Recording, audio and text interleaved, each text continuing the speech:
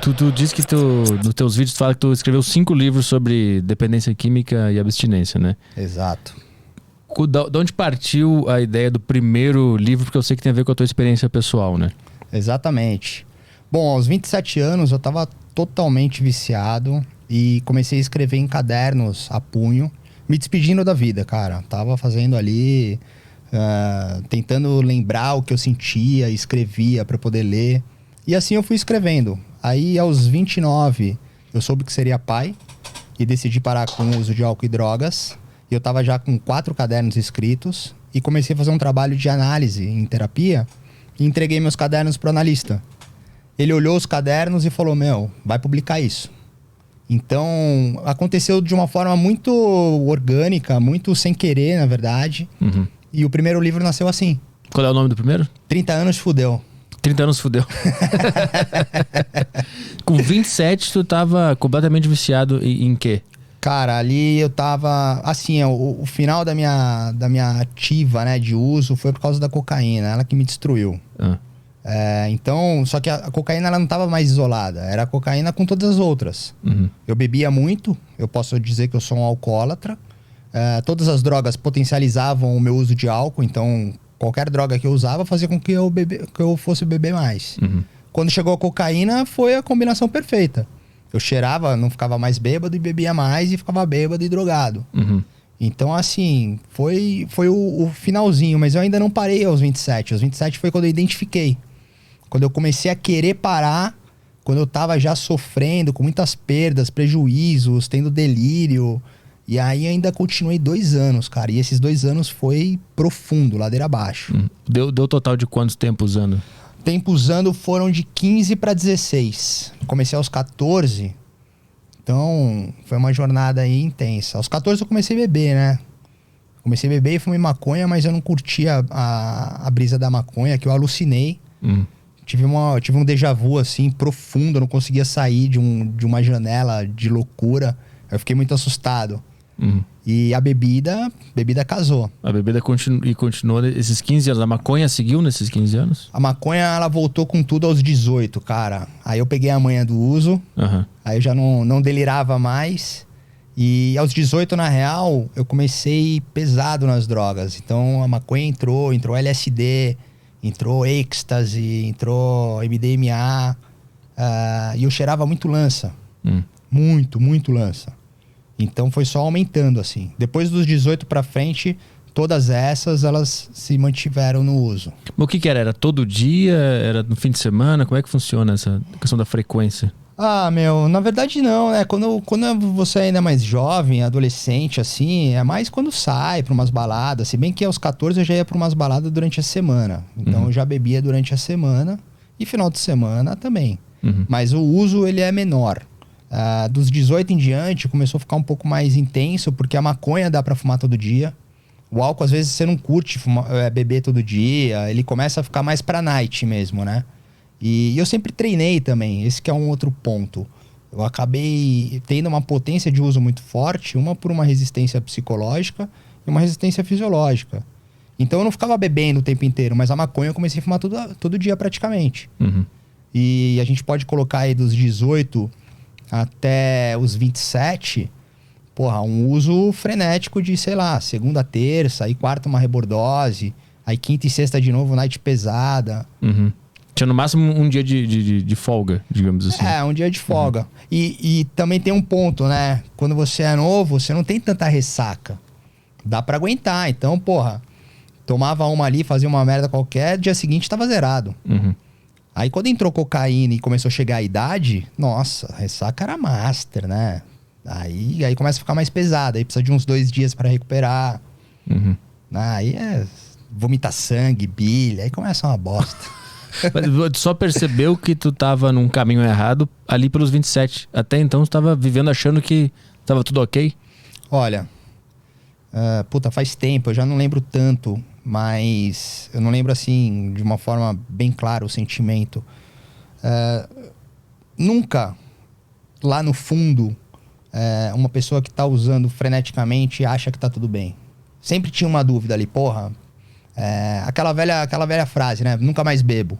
Aquele nunca mais bebo, ele sempre existiu. saca? Então, o Nunca Mais Bebo, mesmo sendo jovem, ele já mostra que alguma coisa não tá legal. Então tinha. Agora, quando eu comecei o grande ponto é o seguinte, quando eu comecei a cheirar mesmo, que foi aos 24 pros 25, foi quando tudo fudeu de vez. Porque eu já não conseguia mais sair se não tivesse farinha. Sacou? Eu conseguia sair, mas eu ficava na noia de ter. E aí que eu comecei a ver que fudeu mesmo. Eu falei, porra, não tá legal, não tá bem. E aí é um processo difícil de aceitação. Mas como é que a mesma mente que tá viciada na cocaína consegue perceber que aquilo ali não tá legal? Honestamente, eu acho que a mente não percebe. São sinais que o corpo vai dando e naqueles momentos de rebordose que bate um pouquinho de sanidade, que você fala, puta, não tá legal. Mas ele passa rapidamente e quando você já tá normal, entre aspas, você corre atrás de mais. Então não tem como identificar mesmo. O que vai sendo identificado, eu posso colocar um parâmetro lúdico, dos 27 aos 29, foi quando eu identifiquei.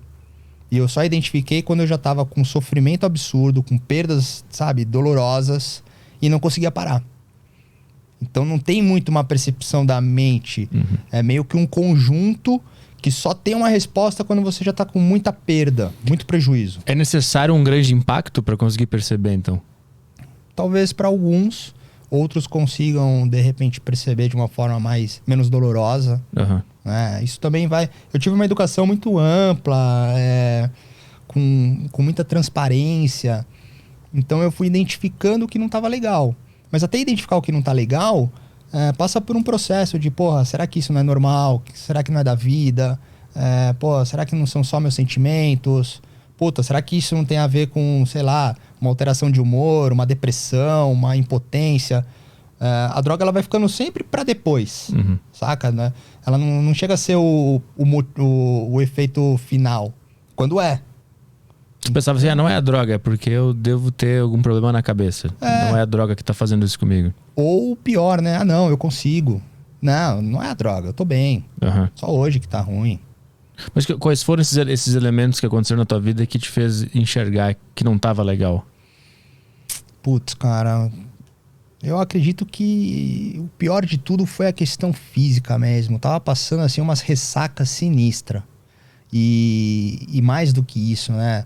Ficar virado 2, 3 noites.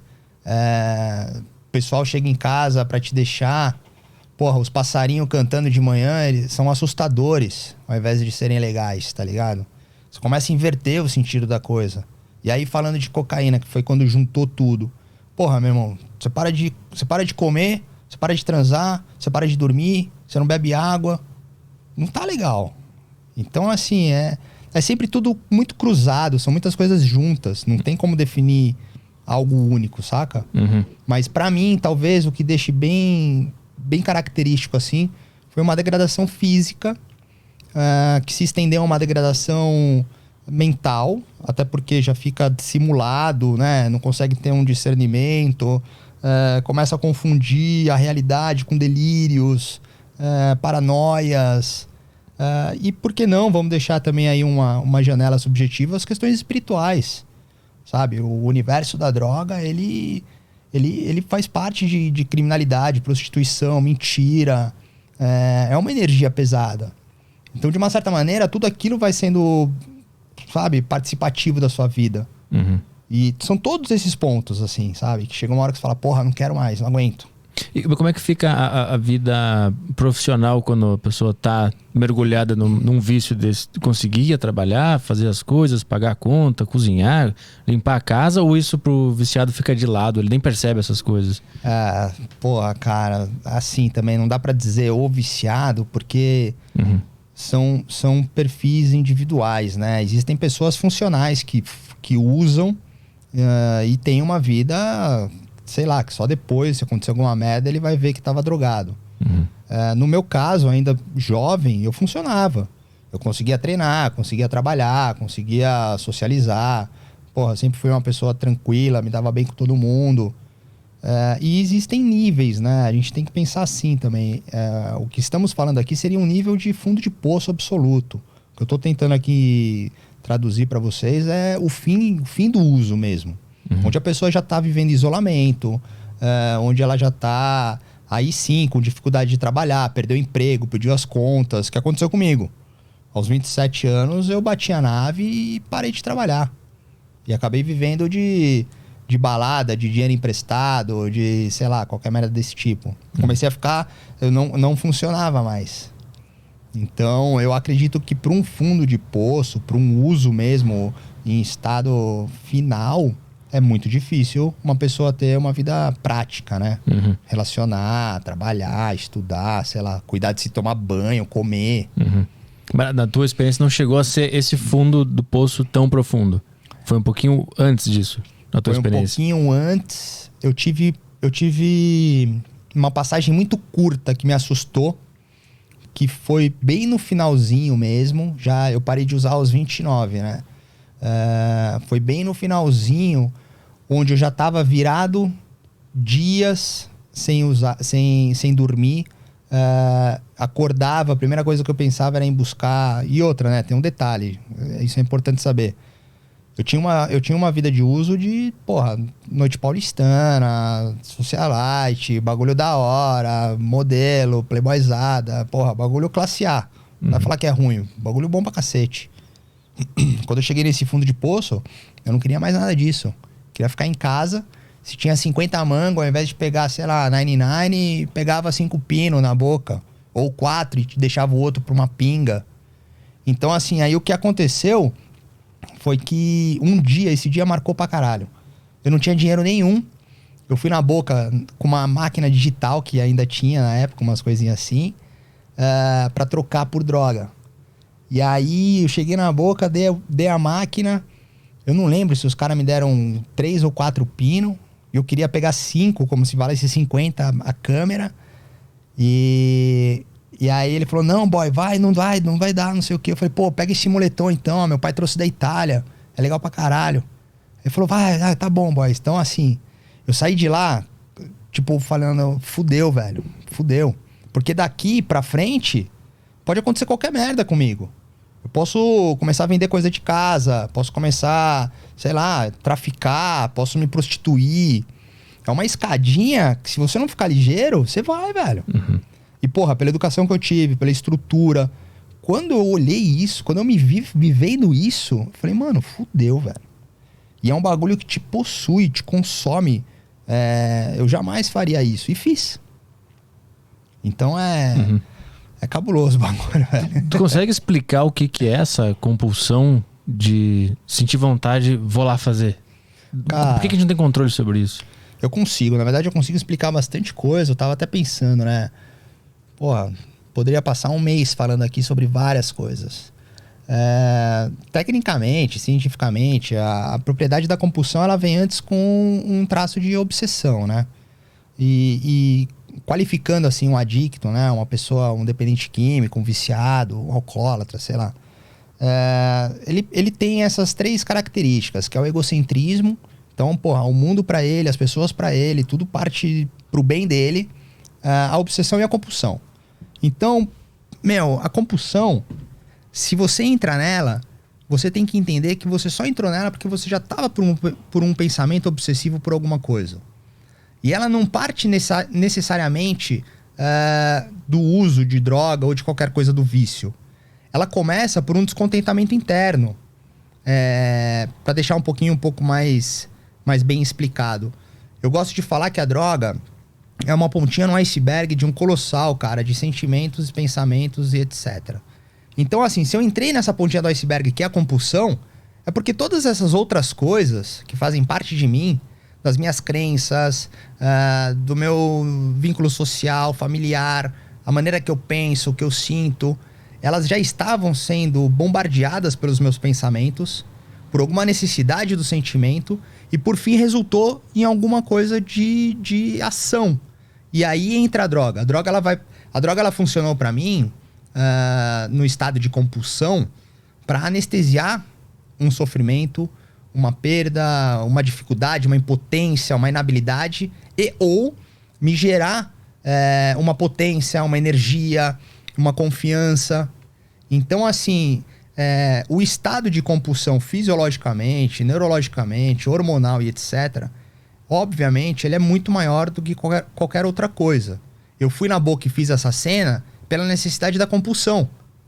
Mas a necessidade da compulsão ela veio antes por causa da necessidade da obsessão. Porque eu já tava infeliz, que eu não conseguia parar de usar, que eu tava fudido, que eu estraguei minha vida, terminei relacionamento, fiz a merda toda. Então isso aí vai consumindo. Porra, a única forma de ter alguma coisa que vai me satisfazer vai ser usar. Que vai me gerar ali alguns minutos de prazer e depois só desespero. Então a compulsão aconteceu por força fisiológica, mas ela veio por causa dos pensamentos, cara. Veio por causa do sentimento. É um bagulho que tá totalmente atrelado. Obsessão que tu fala são pensamentos ruins passando o tempo inteiro. De eu me fudi, eu perdi meu relacionamento, eu tô na merda. Isso é obsessão. Exatamente. Não necessariamente negativo, tá? Uma pessoa pode ter um processo obsessivo ali, pensando em coisas pro bem dela, de forma egocêntrica ou de forma... sei lá, de repente produtiva. A obsessão, de uma forma muito simples, é entender que é um pensamento desenfreado. Ficar pensando, bitolado. Pessoas hoje que têm, sabe, ansiedade, vivem um monte de coisa. A gente vive um mundo digital totalmente imediato. Isso gera uma característica obsessiva. A gente tá conversando, vendo o celular, escutando a conversa do outro, sabe? Aí já vê se curtiu, não curtiu e vê... Cara, você chega em casa, você tá com a mente estourando de coisa. Isso faz parte de uma característica obsessiva. E você vai jogar isso pro compulsivo de alguma forma. Você vai comer alguma merda, você vai assistir alguma coisa, você vai comprar algum bagulho. Porra, ou você vai beber, você vai usar drogas, você vai, sei lá, transar. O resultado vai ser sempre o mesmo. Não tem como fugir disso.